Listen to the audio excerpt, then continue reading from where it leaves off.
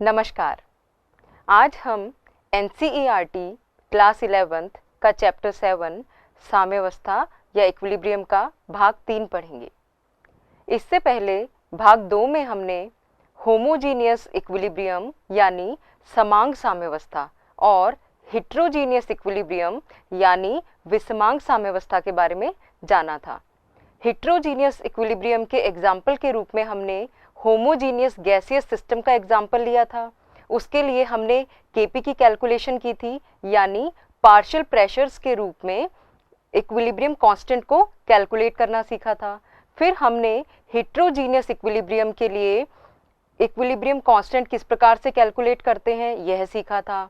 फिर हमने equilibrium constant की एप्लीकेशंस के बारे में जाना था कि किस प्रकार इक्विलिब्रियम कांस्टेंट की वैल्यूज़ हमें किसी रिएक्शन की एक्सटेंट या उसकी सीमा के बारे में अनुमान लगाने में मदद करती है, और किस प्रकार इक्विलिब्रियम कांस्टेंट की वैल्यू से हम किसी केमिकल रिएक्शन की डायरेक्शन, यानी वो फॉरवर्ड डायरेक्शन में होगी या बैकवर्ड डायरेक्शन में होगी, उसका पता लगा सकते हैं। और अंत में हमने साम्यावस्था को प्रभावित करने वाले कारकों एवं ली शेतेलियर सिद्धांत के बारे में जाना था। आज के भाग में हम आयनिक इक्विलिब्रियम के बारे में पढ़ेंगे, यानी आयनिक साम्यावस्था के बारे में पढ़ेंगे। आयनिक साम्यावस्था को जानने से पहले हम इलेक्ट्रोलाइट्स और नॉन इलेक्ट्रोलाइट्स यानी वैद्युत अपघट्य और वैद्युत अनअपघट्य पदार्थों के बारे में जानेंगे। स्ट्रॉन्ग और वीक इलेक्ट्रोलाइट्स यानी प्रबल और दुर्बल वैद्युत अपघट्यों के बारे में समझेंगे। फिर हम एसिड्स और बेसिस की आरेनियस कॉन्सेप्ट को सीखेंगे। ब्रॉन्स्टेड-लॉरी कॉन्सेप्ट के बारे में जानेंगे।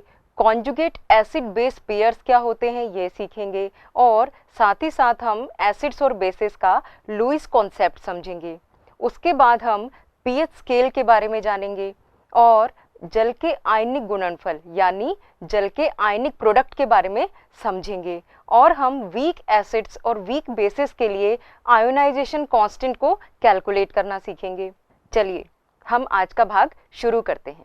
आज के भाग की शुरुआत में सबसे पहले हम इलेक्ट्रोलाइट्स यानी वैद्युत अपघट्य क्या होते हैं इनके बारे में जानेंगे, और नॉन इलेक्ट्रोलाइट्स यानी वैद्युत अनअपघट्य पदार्थ क्या होते हैं इनके बारे में जानेंगे। वैद्युत अपघट्यों और वैद्युत अनअपघट्य पदार्थों को समझने के लिए हम दो विलयनों का उदाहरण लेंगे, जो कि बहुत ही सामान्य से विलयन है जिनको हम अपने दैनिक जीवन में भी अच्छे से जानते हैं। हम दो विलयनों के उदाहरण लेंगे। एक विलयन हम लेंगे चीनी का जलीय विलयन और एक विलयन लेंगे हम नमक का जलीय विलयन।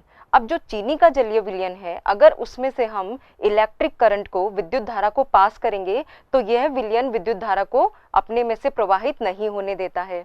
तो इस प्रकार के पदार्थ जिनके जलीय विलयन से विद्युत धारा या इलेक्ट्रिक करंट पास नहीं होती है उनको हम वैद्युत अनअपघट्य या नॉन इलेक्ट्रोलाइट कहते हैं।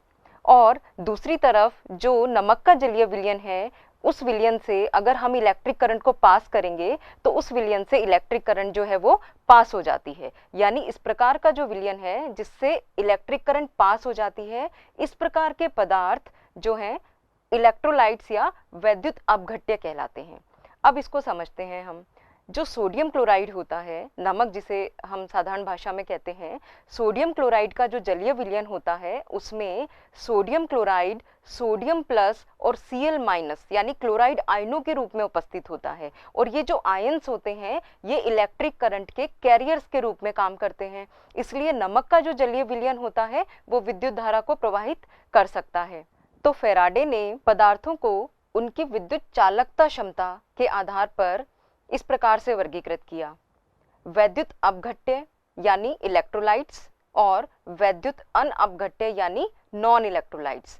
तो वैद्युत अपघट्य या इलेक्ट्रोलाइट्स वे पदार्थ हैं जिनके जलीय विलयन से विद्युत धारा या इलेक्ट्रिक करंट पास हो जाती है, प्रवाहित हो जाती है। इसका एग्जाम्पल अभी हमने समझा सोडियम क्लोराइड का जलीय विलयन। और भी कई विलयन हैं जैसे कि एसिड्स के विलयन, कई लवणों के विलयन, बेसिस के विलयन, ये सभी वैद्युत अपघट्यों की कैटेगरी में या वर्ग में आते हैं। और वैद्युत अनअपघट्य या नॉन इलेक्ट्रोलाइट्स वे पदार्थ होते हैं जिनके जलीय विलयन विद्युत धारा प्रवाहित नहीं करते हैं, जैसे कि चीनी का जलीय विलयन, शुद्ध जल, यह भी नॉन इलेक्ट्रोलाइट कैटेगरी में आता है।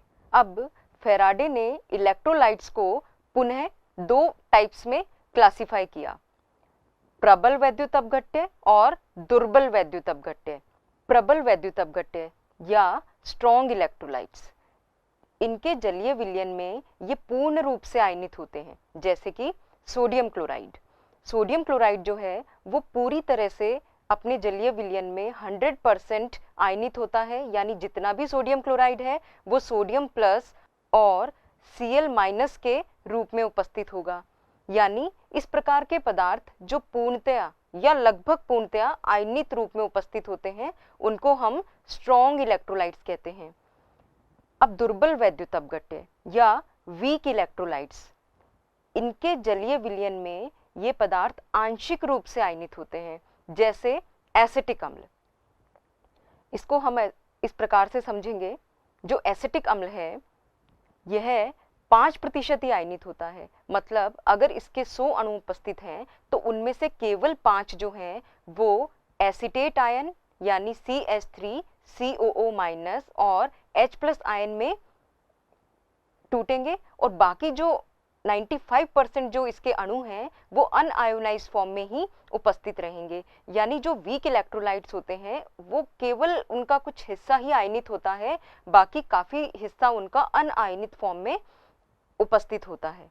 दुर्बल वैद्युत अपघट्यों में आयनों तथा अनायनित यानी नॉन आयोनाइज्ड अणुओं के मध्य साम्य स्थापित हो जाता है। यानी जैसे हमने एसिटिक एसिड का एग्जाम्पल देखा था, उसमें एसिटिक एसिड जो कि अनआयोनाइज्ड फॉर्म है या नॉन आयोनाइज्ड फॉर्म है, उसके बीच में और एसिटेट आयन और H+ आयनों के बीच में एक इक्विलिब्रियम एग्जिस्ट करता है।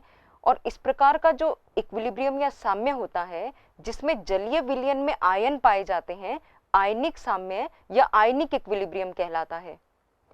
अम्ल, क्षार तथा लवण वैद्युत अपघट्यों के वर्ग में आते हैं। यानी जो एसिड्स, बेसेस और सॉल्ट्स जो होते हैं ये सभी इलेक्ट्रोलाइट्स होते हैं, यानी ये या तो कंप्लीटली आयोनाइज्ड होते हैं या पार्शियली आयोनाइज्ड हो सकते हैं। ये डिपेंड करेगा कि इनका नेचर क्या है, कौन सा अम्ल या कौन सा लवण, कौन सा क्षार हम ले रहे हैं। अब हम अम्ल तथा क्षारों की विभिन्न धारणाओं के बारे में सीखेंगे। सबसे पहले हम आरेनियस के धारणा के बारे में बात करेंगे।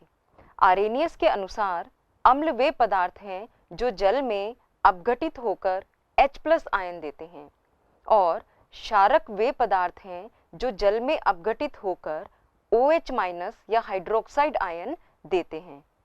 परंतु आरेनियस की अम्ल क्षारक धारणा पदार्थों के जलीय विलयन पर ही लागू होती है।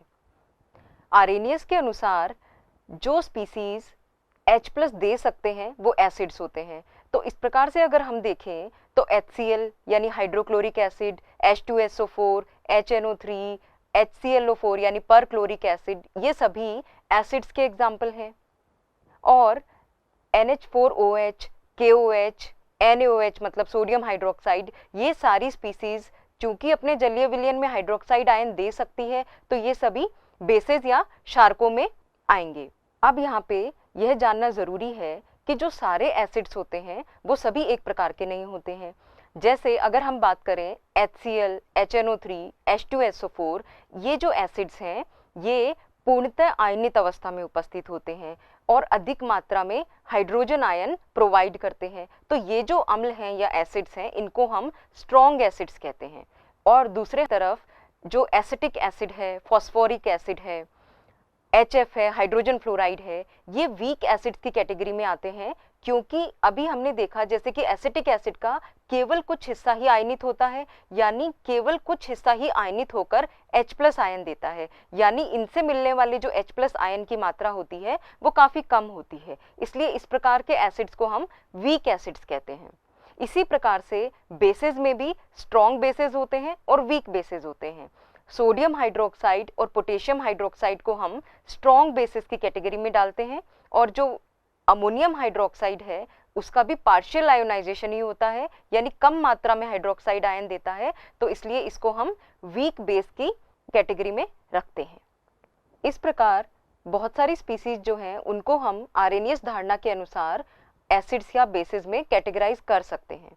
परंतु काफ़ी स्पीसीज ऐसी होती हैं जो कि इस धारणा के अनुसार न तो एसिड कही जा सकती हैं और ना ही बेसिस को रिप्रेजेंट करती हैं, जैसे कि अमोनिया। अमोनिया जो है बेसिक प्रकृति का मॉलिक्यूल है, परंतु आरेनियस के अनुसार इसको हम बेस नहीं कह सकते क्योंकि यह जलीय विलयन में हाइड्रोक्साइड आयन नहीं देता है। इसी प्रकार BF3 जो है वो एसिडिक प्रकृति का मॉलिक्यूल है, परंतु इसको हम आरेनियस धारणा के अनुसार एसिड नहीं कह सकते हैं। तो इस प्रकार से आरेनियस धारणा कुछ स्पीसीज को एसिड और बेस के रूप में एक्सप्लेन करती है, पर बहुत सारी स्पीसीज को ये एक्सप्लेन नहीं भी कर पाती है। तो इसलिए हम और कई धारणाओं के बारे में भी जानेंगे। अम्लों एवं क्षारकों का आयनन। अब हम कुछ प्रबल अम्लों के उदाहरण देखेंगे। वे अम्ल जो जलीय माध्यम में संगत आयनों में लगभग पूर्णतः वियोजित होते हैं प्रबल अम्ल या स्ट्रॉन्ग एसिड्स कहलाते हैं, जैसे कि परक्लोरिक अम्ल, हाइड्रोक्लोरिक अम्ल, हाइड्रोब्रोमिक अम्ल, HI यानी हाइड्रो आयोडिक अम्ल, HNO3 यानी नाइट्रिक अम्ल, H2SO4 यानी सल्फ्यूरिक अम्ल। इसी प्रकार प्रबल क्षार या स्ट्रॉन्ग बेसेस वे क्षार जो जलीय माध्यम में संगत आयनों में लगभग पूर्णतः वियोजित हो जाते हैं प्रबल क्षार कहलाते हैं, जैसे कि NaOH, KOH आदि। अब हम ब्रोंस्टेड-लॉरी की अम्ल एवं क्षारक धारणा के बारे में जानेंगे। ब्रोंस्टेड-लॉरी की अम्ल क्षार परिभाषा अधिक व्यापक है, यानी ये आरेनियस धारणा की तुलना में अधिक स्पीसीज को एसिड या बेस की तरह एक्सप्लेन करती है। ब्रोंस्टेड-लॉरी के अनुसार अम्ल वे पदार्थ होते हैं जो विलयन में H+ या प्रोटॉन देने में सक्षम होते हैं, यानी एसिड्स यहाँ पर प्रोटॉन डोनर्स होते हैं, और क्षार वे पदार्थ होते हैं जो विलयन से प्रोटॉन लेने में सक्षम होते हैं, यानी यहाँ पे क्षार वे पदार्थ हैं जो प्रोटॉन एक्सेप्ट करेंगे, प्रोटॉन एक्सेप्टर्स होंगे। इसको हम एग्जाम्पल से समझेंगे, जैसे कि इस अभिक्रिया में NH3 और जल मिलकर NH4+ और OH- यानी हाइड्रोक्साइड आयन बना रहे हैं। यहाँ पर NH3 बेस की तरह बिहेव करता है क्योंकि वो H2O से एक H+ एक्सेप्ट करता है, तो प्रोटॉन एक्सेप्टर जो होता है वो बेस होता है। तो NH3 H2O से एक प्रोटॉन एक्सेप्ट करके NH4+ में या अमोनियम आयन में कन्वर्ट हो जाता है, और H2O जो है वो एक H+ देकर OH- या हाइड्रोक्साइड आयन में कन्वर्ट हो जाता है। तो यहाँ पर NH3 जो है वो NH4+ यानी अमोनियम आयन में कन्वर्ट हो रहा है, और जो जल है H2O हाइड्रोक्साइड आयन में कन्वर्ट हो रहा है। और यहाँ पर ये जो दोनों स्पीसीज हैं NH3 और NH4+, इनके लिए एक और टर्म हम देंगे जो कि है कॉन्जुगेट एसिड बेस पेयर या संयुग्मित अम्ल क्षार युग्म। ब्रोंस्टेड-लॉरी के अनुसार वो स्पीसीज जो एक दूसरे से केवल एक H+ की संख्या में भिन्न होती हैं वो कॉन्जुगेट एसिड बेस पेयर कहलाती हैं या फिर संयुग्मित अम्ल क्षार युग्म कहलाती हैं। जैसे कि इस एग्जाम्पल में NH3 और NH4+, इन दोनों में केवल एक H+ का डिफरेंस है, और जो स्पीसी में एक H+ अधिक होता है वो स्पीसी जो है वो अम्ल होती है, और जिसमें H+ कम होता है एक, वो बेस की तरह बिहेव करती है। तो इस प्रकार से NH3 और NH4+ जो है वो कॉन्जुगेट एसिड बेस पेयर का एग्जाम्पल है। इसी प्रकार अगर हम H2O और हाइड्रोक्साइड आयन को देखें तो ये भी एक कॉन्जुगेट एसिड बेस पेयर का एग्जाम्पल है। H2O जो है उसमें एक H+ अधिक है, तो जिसमें एक H+ अधिक होता है वो स्पीसी अम्ल है, और जिसमें H+ कम है वो कॉन्जुगेट बेस की तरह बिहेव करती है, यानी यहाँ पे हाइड्रोक्साइड जो है वो बेस है और H2O जो है वो एसिड है। यहाँ पर यह जान लेना भी ज़रूरी है, ध्यान से हम समझेंगे कि अगर हमारा एसिड जो है वो स्ट्रॉन्ग है तो उसका जो कॉन्जुगेट बेस होगा वो वीक होगा। अगर हमारा बेस स्ट्रॉन्ग है तो उसका जो कॉन्जुगेट एसिड होगा वो वीक होगा। अब एक और एग्जाम्पल हम देखेंगे इसको अच्छे से समझने के लिए। इस बार हमारी जो रिएक्शन है उसमें HCl और H2O दोनों रिएक्ट करके H3O+ यानी हाइड्रोनियम आयन और क्लोराइड आयन बना रहे हैं। अब HCl जो है हम सभी जानते हैं कि एक एसिड है, तो इस एसिड मॉलिक्यूल के सामने जो वाटर है H2O है वो क्षारक की तरह बिहेव करेगा। तो HCl यहाँ पे एसिड होने की वजह से प्रोटॉन डोनेट करेगा H2O को। H2O जो है वो प्रोटॉन को एक्सेप्ट करेगा, इसलिए बेस है, और प्रोटॉन एक्सेप्ट करके H3O+ जिसे हम हाइड्रोनियम आयन भी कहते हैं उसमें कन्वर्ट हो जाएगा, और HCl जो है वो क्लोराइड आयन में कन्वर्ट हो जाएगा। अब हमारे पास में HCl और क्लोराइड आयन, ये जो दोनों स्पीसीज हैं, ये एक कॉन्जुगेट एसिड बेस पेयर है। यहाँ पे एसिड हमारा HCl है क्योंकि उसके पास एक H+ अधिक है, और Cl- जो है वो कॉन्जुगेट बेस है। इसी प्रकार H2O और H3O+ यानी वाटर और हाइड्रोनियम आयन जो है यह भी एक कॉन्जुगेट एसिड बेस पेयर को रिप्रेजेंट करता है। यहाँ पे H2O जो है वो बेस है और H3O+ यानी हाइड्रोनियम आयन जो है वो एसिड की तरह बिहेव करता है। इस प्रकार ब्रॉन्स्टेड-लॉरी धारणा के अनुसार हम प्रोटॉन डोनर्स को एसिड्स कहते हैं और प्रोटॉन एक्सेप्टर्स को बेस कहते हैं। अब हम लुईस कॉन्सेप्ट के बारे में जानेंगे। अभी भी कुछ स्पीसीज ऐसी हैं जिनको आरेनियस धारणा और ब्रॉन्स्टेड-लॉरी धारणा दोनों के आधार पे ही हम एसिड या बेस में क्लासिफाई नहीं कर सकते हैं। तो उसके लिए हम और अधिक व्यापक ब्रॉडर कॉन्सेप्ट के बारे में बात करेंगे जो कि लुईस कॉन्सेप्ट है। लुईस अम्ल एवं क्षारक धारणा। लुईस अम्ल इलेक्ट्रॉन शुद्र स्पीसीज यानी इलेक्ट्रॉन डेफिशिएंट स्पीसीज या इलेक्ट्रॉन युग्म ग्राही इलेक्ट्रॉन पेयर एक्सेप्टर स्पीसीज जो हैं वो लुईस अम्ल होती हैं, जैसे कि AlCl3 aluminium chloride, कोबाल्ट+2, magnesium +2, BF3, SO3। यानी लुईस धारणा के अनुसार ऐसी स्पीसीज जिनमें या तो इलेक्ट्रॉन की न्यूनता है या धनावेश है, ये स्पीसीज अम्लों की तरह व्यवहार करती हैं, और लुईस क्षारक जो हैं वो इलेक्ट्रॉन युग्म दाता स्पीसीज होते हैं, यानी ऐसी स्पीसीज जो कि इलेक्ट्रॉन रिच होती हैं या उन पे ऋणावेश होता है, वो लुईस बेस की तरह व्यवहार करते हैं। जैसे कि H2O, NH3, यहाँ पे ऑक्सीजन के पास में लोन पेयर है, नाइट्रोजन के पास में लोन पेयर है, यानी इलेक्ट्रॉन का आधिक्य है।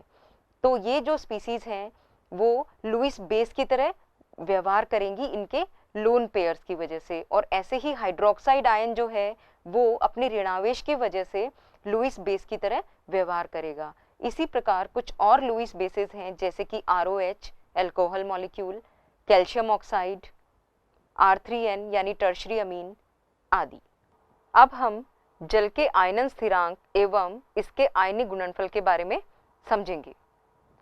जल अपने विशिष्ट गुणों के कारण अम्ल एवं क्षार यानी एसिड एवं बेस दोनों की तरह व्यवहार करता है।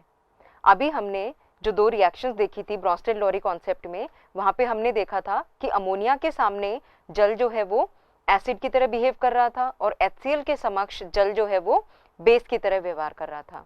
यानी जल जो है वो एसिड और बेस दोनों की तरह ही व्यवहार कर सकता है। शुद्ध जल का एक अणु प्रोटॉन देता है एवं अम्ल की तरह व्यवहार करता है, तथा जल का दूसरा अणु प्रोटॉन ग्रहण करता है और क्षार की तरह व्यवहार करता है। इसे हम निम्न साम्यावस्था द्वारा दर्शा सकते हैं। अब हम इस रिएक्शन को देखेंगे।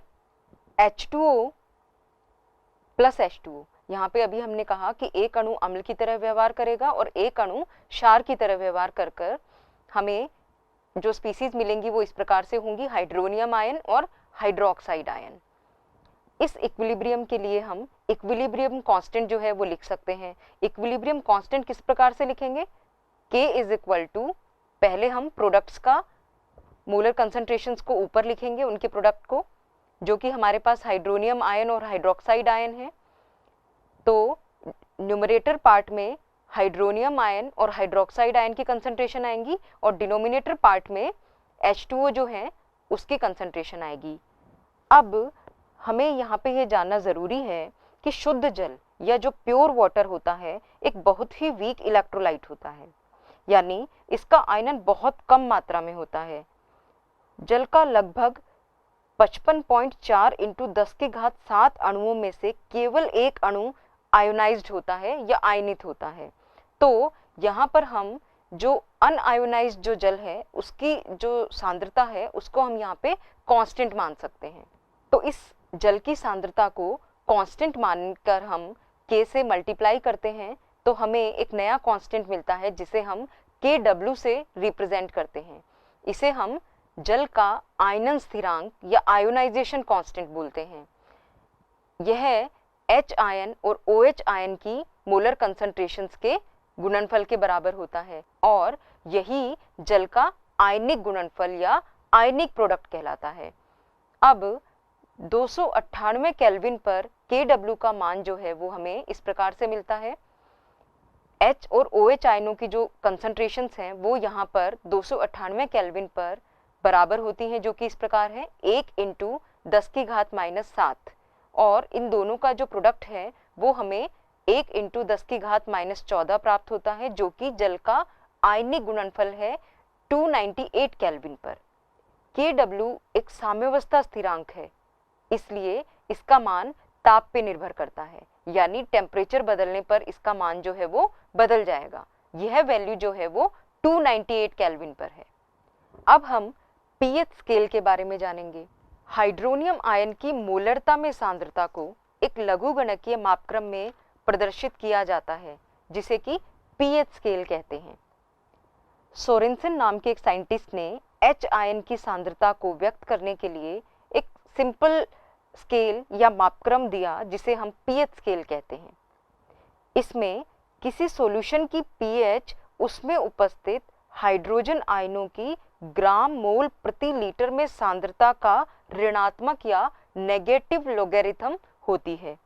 इसको हम इस प्रकार से रिप्रेजेंट करते हैं, pH = -log AH+, यानी AH+ जो है वो हाइड्रोजन आयन की एक्टिव कंसंट्रेशन है। इस प्रकार से हम देख सकते हैं कि जो pH वैल्यू है वो हाइड्रोजन आयन कंसंट्रेशन की या उसकी एक्टिव कंसंट्रेशन का ऋणात्मक या नेगेटिव लोगैरिथम है। pH की जो वैल्यूज होती हैं उनकी आधार पर हम किसी विलयन को अम्लीय, क्षारीय या उदासीन रूप में क्लासिफाई कर सकते हैं। अगर विलयन का pH 7 से कम है तो हम उसे एसिडिक या अम्लीय विलयन कहेंगे। यदि विलयन का pH 7 से अधिक है तो वह क्षारीय या बेसिक विलयन कहलाएगा। यदि विलयन का pH 7 है तो वह उदासीन या न्यूट्रल विलयन कहलाएगा। अब हम कुछ सामान्य पदार्थों की pH के बारे में जानेंगे। यहाँ पे इस टेबल में हम देख सकते हैं कि 0.1 m NaOH विलयन। अब हम सभी जानते हैं कि NaOH एक स्ट्रॉन्ग बेस होता है, तो NaOH का जो pH है वो 13 के लगभग है, यानी ये स्ट्रॉन्गली एल्कलाइन या प्रबल क्षारीय विलयन है। इसी प्रकार चूने के पानी का जो pH है वो 10.5 के लगभग होता है, यानी यह भी क्षारीय प्रकृति का है। ह्यूमन ब्लड या मानव रुधिर का जो pH है वो 7.4 है, यानी स्लाइटली बेसिक या स्लाइटली एल्कलाइन, हल्का क्षारीय है। और इसी प्रकार हम देख सकते हैं कि जो नींबू का पानी है उसका pH 2.2 के आसपास है, यानी ये स्ट्रॉन्गली एसिडिक या अम्लीय, प्रबल अम्लीय प्रकृति का सॉल्यूशन है। इसी प्रकार जठर रस यानी गैस्ट्रिक जूस जो है वो भी 1.2 के आसपास उसका pH होता है, यानी यह भी स्ट्रॉन्गली एसिडिक सॉल्यूशन है। इस प्रकार pH की वैल्यू के आधार पर हम सॉल्यूशंस को एसिडिक, बेसिक या न्यूट्रल कैटेगरीज में डिवाइड कर सकते हैं। अब हम pH मापन किस प्रकार से संभव है, यानी pH की वैल्यूज किस प्रकार से निकालते हैं वो देखते हैं। pH वैल्यू जो है वो हमें pH पेपर से भी पता चल सकती है। pH पेपर जो होता है वो एक स्पेशल पेपर होता है जो कि अलग अलग pH के सॉल्यूशंस के साथ में, यानी अलग अलग प्रकृति के सॉल्यूशंस के साथ में अलग अलग प्रकार के रंग देता है, और इन रंगों के आधार पर हम सॉल्यूशंस को एसिडिक या बेसिक, स्ट्रॉन्ग एसिडिक या स्ट्रॉन्ग बेसिक या न्यूट्रल कैटेगरीज में डिवाइड कर सकते हैं।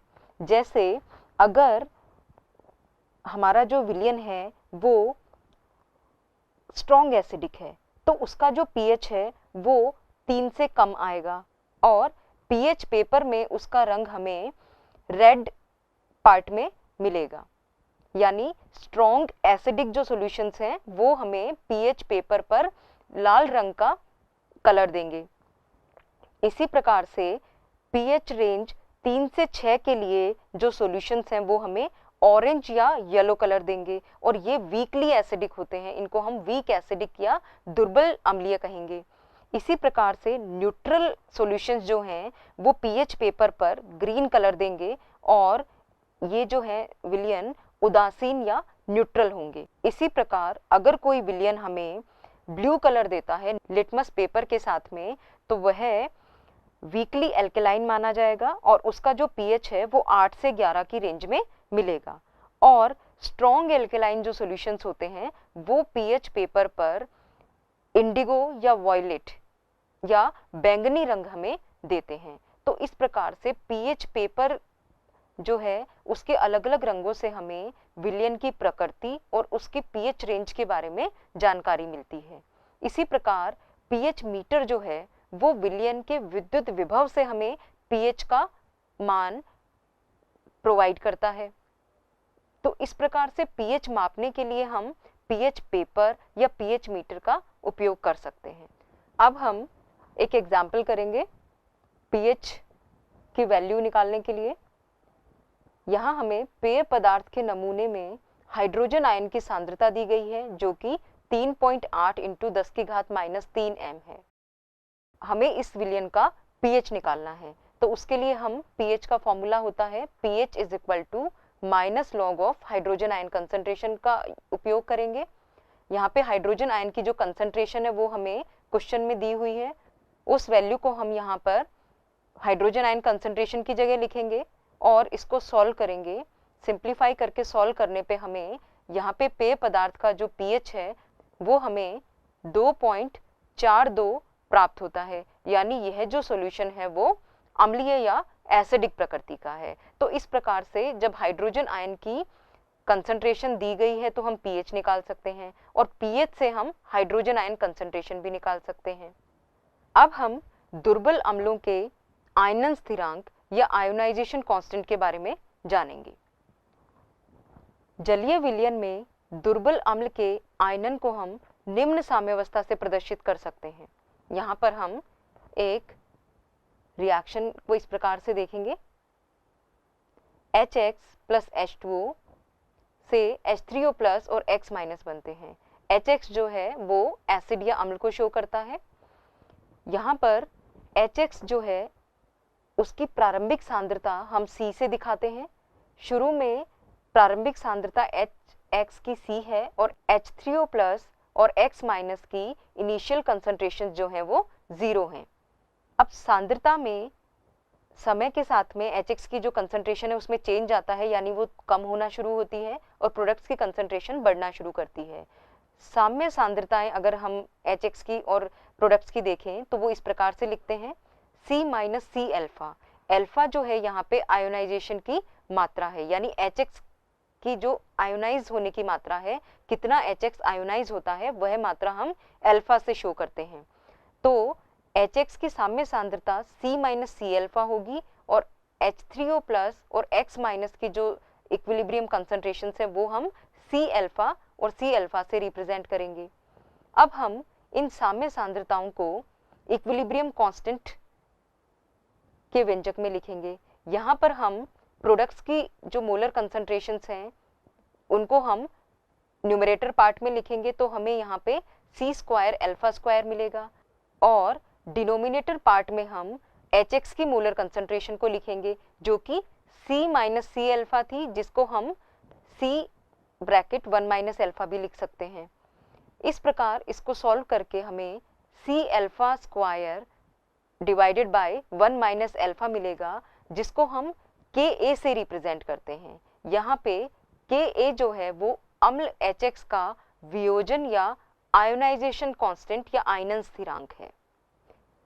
किसी निश्चित ताप पर Ka का मान अम्ल HX की प्रबलता का माप है तथा Ka का मान जितना अधिक होगा उतना ही अम्ल अधिक प्रबल होगा। इसको इस प्रकार से समझेंगे, Ka जो है उसके न्यूमरेटर पार्ट में प्रोडक्ट्स का मोलर कंसंट्रेशन लिखते हैं और जो डिनोमिनेटर पार्ट है वहाँ पे हम जो उसका HX जो रिएक्टेंट पार्ट है उसका कंसंट्रेशन लिखते हैं। तो Ka का मान तब हमें ज़्यादा मिलेगा जब प्रोडक्ट्स ज़्यादा मिलेंगे, यानी H3O प्लस आयन या हाइड्रोनियम आयन या जिसे हम H प्लस कहते हैं वो आयन और X माइनस आयन जितना ज़्यादा होगा उतना ही Ka का मान ज़्यादा होगा। यानी जितना अम्ल का आयनन होगा उतना वो प्रबल अम्ल होगा, उसके लिए Ka का मान उतना अधिक मिलेगा। Ka विमा रहित या डायमेंशन लेस राशि है जिसमें सभी स्पीसीज की सांद्रता की मानक अवस्था 1m है। अब हम 298 केल्विन पर कुछ दुर्बल अम्लों के आयनन स्थिरांकों को देखते हैं। यहाँ पर HF यानी हाइड्रोफ्लोरिक अम्ल जो है उसके लिए Ka का मान 3.5 इंटू 10 की घात -4 मिलता है।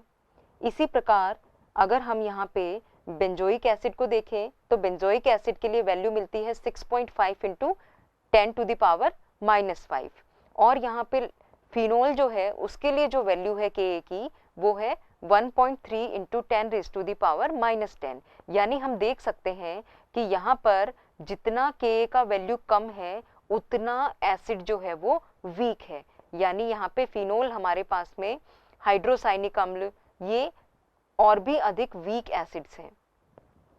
इस प्रकार से Ka की जो वैल्यू है वो हमें एसिड स्ट्रॉन्ग है या वीक है उसके बारे में जानकारी देती है।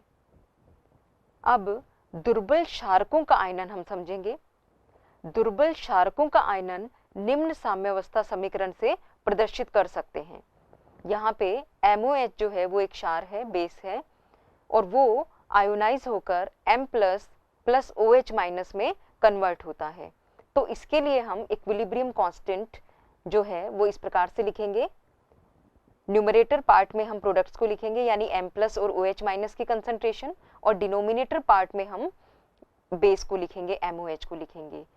यहाँ पे जो Kb है उसका मान भी हमें अगर M प्लस और OH माइनस आयन ज़्यादा हैं तो Kb का मान ज़्यादा आएगा, जबकि अगर MOH का मान ज़्यादा है यानी अनआयोनाइज्ड बेस का मान अगर ज़्यादा है, उसकी कंसंट्रेशन अगर ज़्यादा है तो Kb का मान कम हो जाएगा।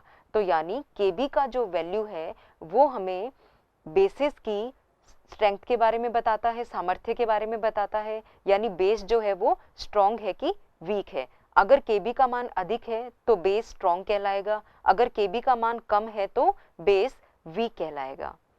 pH के समान ही pKb भी निम्न प्रकार से व्यक्त किया जा सकता है। जैसे कि हमने pH को व्यक्त किया था उसी प्रकार pKb जो है वो minus log of Kb ion की तरह से व्यक्त किया जा सकता है। अब हम 298 केल्विन पर कुछ दुर्बल क्षारकों के आयनन स्थिरांकों को देखते हैं। यहाँ पर डाइमिथाइल अमीन का Kb जो है वो 5.4 into 10 raise to the power -4 है और अगर इसको हम यूरिया से कंपेयर करें तो यूरिया का जो Kb है वो 1.3 into 10 raise to the power -14 है। यानी डाइमिथाइल अमीन के कंपैरिजन में यूरिया जो है वो काफ़ी वीक है। यानी Kb की वैल्यूज जो हैं वो भी हमें बेस की स्ट्रेंथ के बारे में बताती हैं कि हमारा बेस स्ट्रॉन्ग है कि वीक है। आज के भाग में हमने आयनिक इक्विलिब्रियम के बारे में जाना, इलेक्ट्रोलाइट्स क्या होते हैं उनको समझा, नॉन इलेक्ट्रोलाइट्स के बारे में जाना, इलेक्ट्रोलाइट की टाइप के बारे में जाना जो कि स्ट्रॉन्ग और वीक इलेक्ट्रोलाइट्स होते हैं, आर्हेनियस कॉन्सेप्ट क्या होता है, Bronsted-lorry acid and base concept को समझा और लुईस एसिड बेस कॉन्सेप्ट के बारे में जाना, पीएच स्केल के बारे में सीखा और वाटर के आयोनाइजेशन कांस्टेंट के बारे में और आयनिक प्रोडक्ट के बारे में जाना। और साथ ही साथ आज हमने वीक एसिड्स और बेसिस के लिए आयोनाइजेशन कांस्टेंट को कैलकुलेट करना सीखा। अब इसके अगले भाग में हम पॉली एसिडिक बेसिस और पॉली बेसिक एसिड्स के बारे में सीखेंगे। बफर सॉल्यूशंस क्या होते हैं यह जानेंगे, सॉल्ट्स के हाइड्रोलाइसिस के बारे में जानेंगे और स्पेरिंगली सॉल्युबल सॉल्ट्स यानी अल्प विलेय लवणों की विलेयता गुणनफल के बारे में सीखेंगे। नमस्कार।